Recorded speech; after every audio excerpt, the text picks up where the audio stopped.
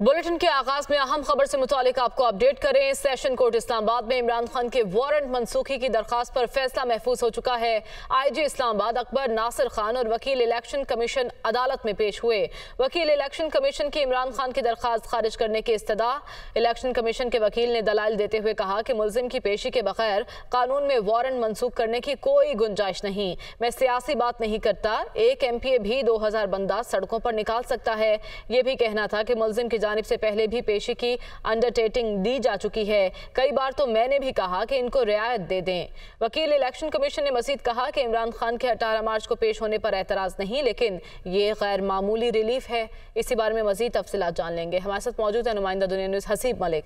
हसीब, आगाह कीजिएगा, ये महफूज फैसला कब तक सुनाया जाएगा? जी, ये वारंट मनसूखी से मुतालिक दरख्वास्त थी जिसके ऊपर वकला के और फरीकैन के दलाइल मुकम्मल होने के बाद जो है अदालत ने फ़ैसला महफूज कर लिया है। समाअत में वक्फे के बाद जब समाअत का आगाज़ हुआ तो इस्लामाबाद IG इस्लामाबाद अकबर नासिर अदालत में पेश हुए, जिसके ऊपर अदालत की जानिब से इस्तफसार किया गया कि वारंट की तामील अब तक क्यों नहीं करवाई जा सकी, और जिसके ऊपर जो अकबर नासिर थे IG इस्लामाबाद, उनकी जानिब से बताया गया कि हमारे जो अहलकार हैं, पुलिस अहलकार, वो गए थे लेकिन मुल्जिम से मिलने नहीं दिया गया और उधर बल्कि PTI कारकुनान की जानिब से जो है वो पथराव भी किया गया था। 36 जो अहलकार हैं हमारे वो ज़ख्मी हैं, हस्पतालों में दाखिल हैं। मैं उनके वालिदैन को क्या जवाब दूंगा। इसके साथ साथ उनका ये कहना था कि सरकारी अमलाक को भी नुकसान पहुँचाया गया। जो पुलिस की गाड़ियाँ थीं 10 के करीब उनको जो है वो जलाया गया है, नुकसान पहुँचाया गया है, जिसमें वाटर कैनन भी शामिल था। जबकि इलेक्शन कमीशन के जो वकील थे साद हसन, वो अदालत में पेश हुए और उनकी जानिब से PTI की इमरान खान के वारंट मनसूखी की जो दरख्वास्त थी उसकी मुखालफत की गई और मौक़िफ़ इख्तियार किया गया कि जो नाकाबिल ज़मानत वारंट गिरफ्तारी होते हैं वो उसे किसी सूरत में मुअत्तल नहीं किया जाता, मनसूख नहीं किया जा सकता जब तक मुल्जिम अदालत के रूबरू पेश ना हो। इसके साथ साथ जो इलेक्शन कमीशन के वकील थे उनका ये भी कहना था कि इससे पहले भी कई बार जो है अंडरटेकिंग आई थी और खान साहब इमरान खान अदालत के रूबरू पेश नहीं हुए। आज जो अंडरटेकिंग आई है और पिछली गुज़िश्ता जो अंडरटेकिंग है उनमें कोई ख़ास फ़र्क नहीं है। कुछ जो स्पेलिंग की गलतियां, उसके अलावा कोई ख़ास फ़र्क नहीं है, जिसके ऊपर जो इलेक्शन कमीशन के वकील थे उनकी जानिब से एक और ये मौक़िफ़ भी इख्तियार किया गया। जो अंडरटेकिंग है वो कई श्योरिटी बॉन्ड के हवाले से और अंडरटेकिंग के हवाले से उनका ये कहना था कि अदालतों में बहुत सारे ऐसे टाउट बैठे होते हैं जो अंडरटेकिंग देने को भी तैयार होते हैं और श्योरिटी बॉन्ड देने को भी तैयार होते हैं, जिसके ऊपर जो PTI के वकला थे उनकी जानिब से एहतजाज भी रिकॉर्ड करवाया गया, शोर शराबा भी किया गया कि किसी वकील को आप टाउट नहीं कह सकते। अदालत में ख्वाजा हारिस जो पेश हुए थे उनकी जानिब से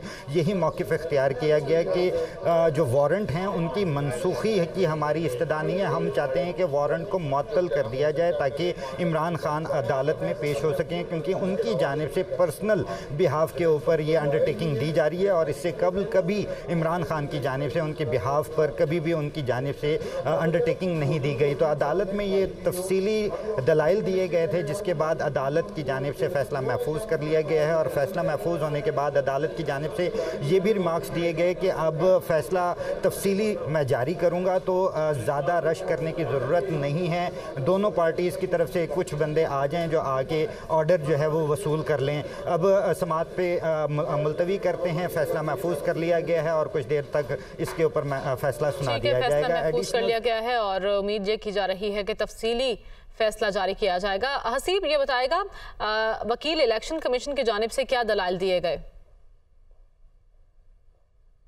जी, वकील इलेक्शन कमीशन की जानिब से सबसे पहले तो यही मुखालफत की गई कि जो दरख्वास्त वारंट गिरफ्तारी है मनसूखी की उसको मुस्तरद किया जाए, क्योंकि नाकाबिल ज़मानत वारंट गिरफ्तारी जारी हुए थे और उनकी मनसूखी एक ही स्टेज के ऊपर हो सकती है जब मुल्जिम अदालत के रूबरू पेश हो जाए। इसके अलावा कानून में कोई ऐसी जगह, कोई ऐसा एक्ट नहीं है, सेक्शन नहीं है जिसके तहत तो वारंट को मनसूख किया जाए। दूसरा उनका ये कहना था कि अंडरटेकिंग की ये जो बात कर रहे हैं वो इससे कबल भी इनकी जानिब से जमा करवाए गए थे, उनके वकला की जानिब से जमा करवाई गई थी। तो अगर हम अंडरटेकिंग के ऊपर बात करें तो अंडरटेकिंग पुरानों को उठा के देखें या आज जो अंडरटेकिंग दी जा रही है तो उसके अंदर कोई ख़ास फ़र्क नहीं है। सिर्फ जो फ़र्क है तो वो स्पेलिंग का या गलतियों के हवाले से फ़र्क होगा, इसके साथ साथ इसके अलावा और कोई फ़र्क नहीं है। उनका ये भी कहना था कि अगर मैं सियासी बात नहीं कर रहा, 2-4 हज़ार MNA जो है वो भी कारकुनान को रोड के ऊपर लेके आ सकते हैं, जो कि इमरान खान की जानिब से क्योंकि टीम गई थी उन्हें गिरफ्तार करने के लिए, पहली मरतबा गई तो उस वक्त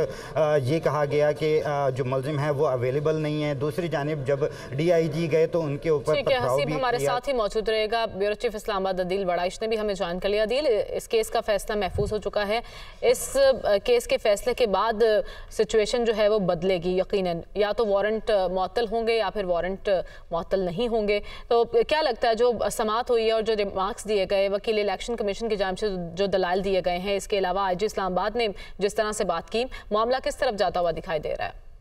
IG इस्लामाबाद का जो स्टेटमेंट है अदालत में, ये बड़ा अहमियत का हामिल है। उसकी रीजन ये है कि बुनियादी तौर पे जो अदालती अहकामात हैं उन पर अमल दरामद, चूंकि पुलिस की जिम्मेदारी थी और अदालती अहकामात पर अमल दरामद में नाकामी की वजह क्या थी, अदालत को इस पर कंसर्न भी था।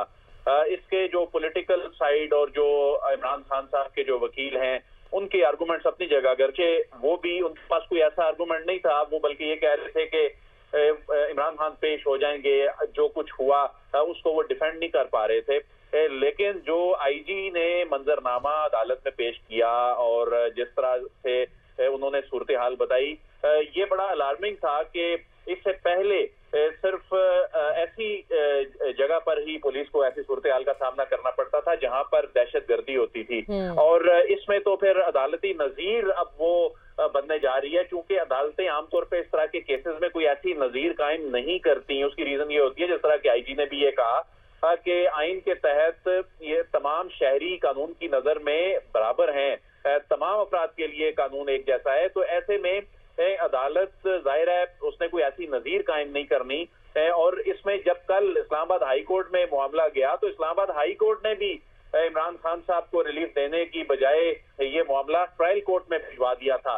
उसकी रीजन ये है कि इसमें इमरान खान साहब को एक मरतबा रिलीफ दिया गया, एक मरतबा ये वारंट मुअत्तल हुए, जो अदालत ने बाउंड किया था इमरान खान साहब को पेश करने के हवाले से, उस पर उन्होंने अमल नहीं किया। तो जब अदालत की जानिब से दिए गए रिलीफ पर अमल नहीं किया तो ऐसी सूरत में इमरान खान साहब के लिए जो मुश्किलात हैं वो सामने आ सकती है। फैसला महफूज हो चुका है, देखना यह है कि इमरान खान को रिलीफ मिलता है या उनकी मुश्किलात में मजीद इजाफा होता है। बहुत शुक्रिया अदील बड़ाइश और हसीब मलिक हमें अपडेट कर रहे थे। लाहौर हाई कोर्ट ने जमान पार्क में पुलिस ऑपरेशन रोकने के हुक्म में कल तक तोसी कर दी। जस्टिस तारिक सलीम शेख ने रिमार्क्स दिए कि मैंने वारंट के मामले को नहीं देखा। लाहौर हाई कोर्ट और इस्लामाबाद हाई कोर्ट ने वारंट्स पर अमल दरामद नहीं रोका। रिपोर्ट करेंगे मोहम्मद इशफाक।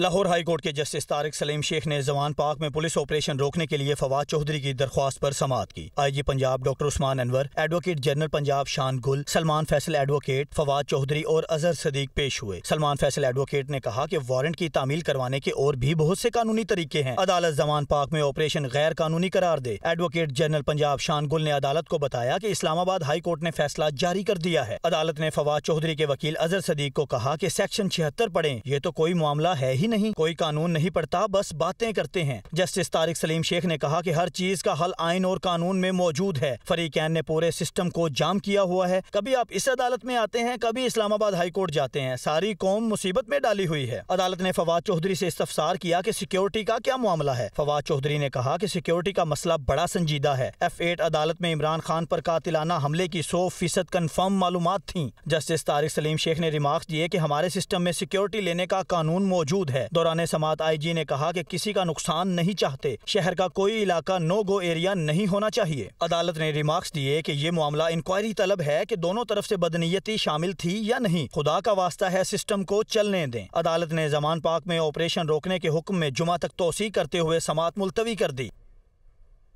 और अब आपको बताएं कि लाहौर हाई कोर्ट ने PTI को इतवार को जलसा करने से रोक दिया। अदालत ने IG पंजाब और चीफ सेक्रेटरी के साथ मिल बैठकर मैकेनिज्म बनाने की हिदायत कर दी है।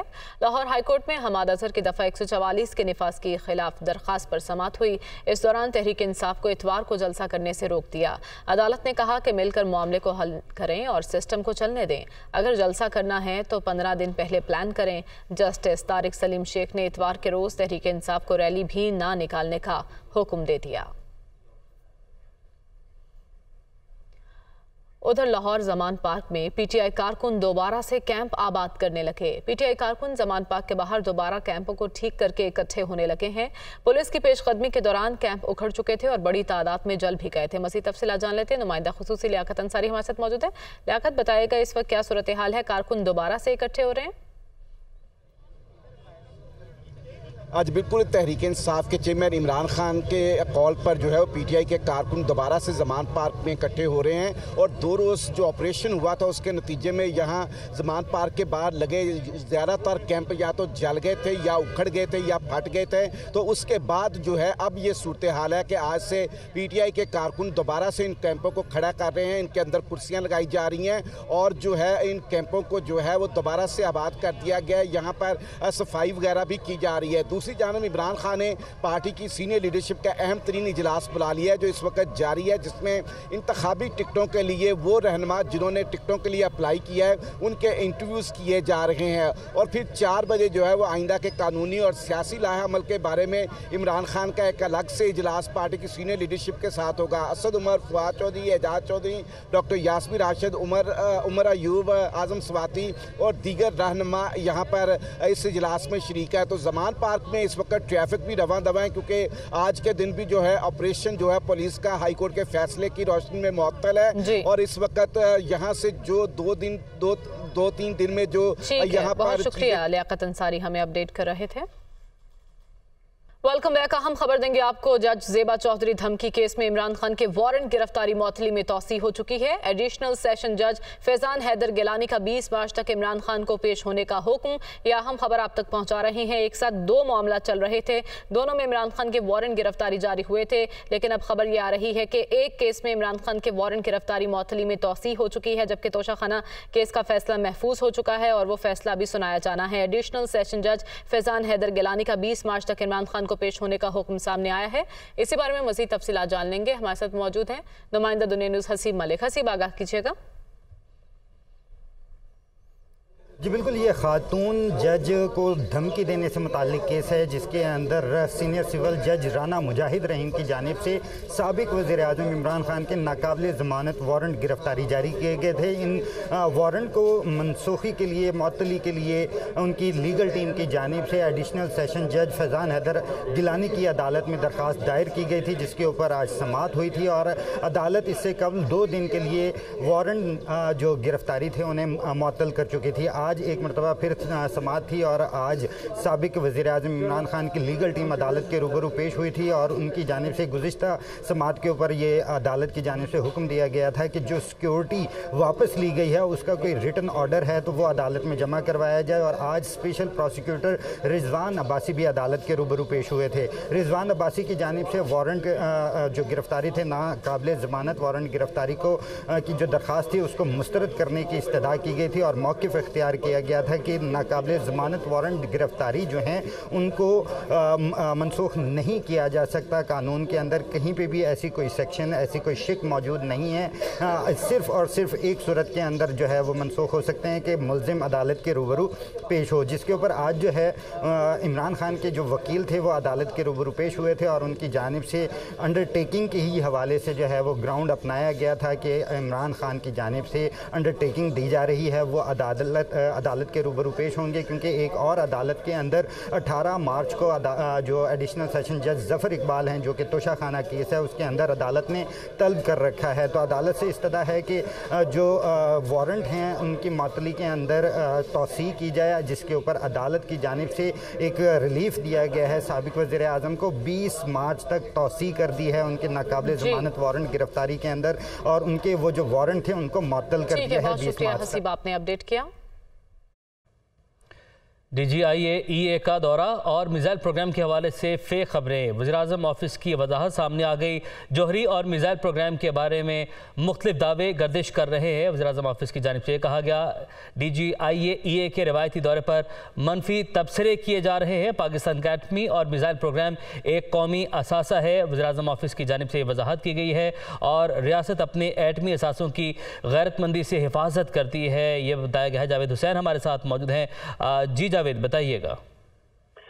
जी बिल्कुल, वज़ीर-ए-आज़म ऑफिस से ये वजाहत जारी की गई है और कहा गया है कि मीडिया के कुछ हिस्सों में और सोशल मीडिया पे जो अफवाहें और इस तरह की इतलात गर्दिश कर रही हैं कि हालिया दौरा जो IAEA के DG ने किया पाकिस्तान का, उससे मुतालिक एक मनफी तासर दिया जा रहा है, उसकी इस वजाहत से नफी की गई है और कहा गया है कि जो पाकिस्तान का जो एटमी और मिसाइल प्रोग्राम है वो महफूज हाथों में है और इस हवाले से वो तमाम तर इकदाम लिए गए हैं जो कि उसे फुल प्रूफ बनाता है और पाकिस्तान का जो जौहरी निजाम है वो फुल प्रूफ है और किसी दबाव में नहीं है। मनफी प्रोपेगेंडा जो है वो किया जा रहा है, मीडिया पे ये बताया गया है। और दूसरी जानिब कहा गया है कि DG IAEA ने जो दौरा किया था वो मामूल के मुताबिक जो दौरे उनके होते हैं उसके मुताबिक वो दौरा था और इस हवाले से वज़ीर-ए-आज़म ऑफिस ने जो वजाहत जारी की है उसमें ये वजाहत की गई है कि पाकिस्तान का जो जौहरी प्रोग्राम और जो मिसाइल प्रोग्राम है वो फुल प्रूफ है, महफूज है, वो फुल प्रूफ है, वो महफूज है। जावेद हुसैन, आपने अपडेट किया, आपका शुक्रिया। चीन से मजीद 50 करोड़ डॉलर के हसूल के लिए दस्तावेजी कार्रवाई मुकम्मल होगी। वज़ीर ख़जाना की जानिब से ऐसा बताया गया है। फंड्स जल्द स्टेट बैंक ऑफ पाकिस्तान को मुंतकिल हो जाएंगे। चीनी बैंक ने पाकिस्तान के लिए 1.3 अरब डॉलर के रूल ओवर की मंजूरी दी थी। इसहाक डार, वज़ीर ख़जाना पाकिस्तान की जानिब से बताया गया है और पाकिस्तान ने हाल ही में ये रकम चीनी बैंक को वापस अदा की थी। तो इस मौके पर क्या कहना था, आपको सुनवाते हैं।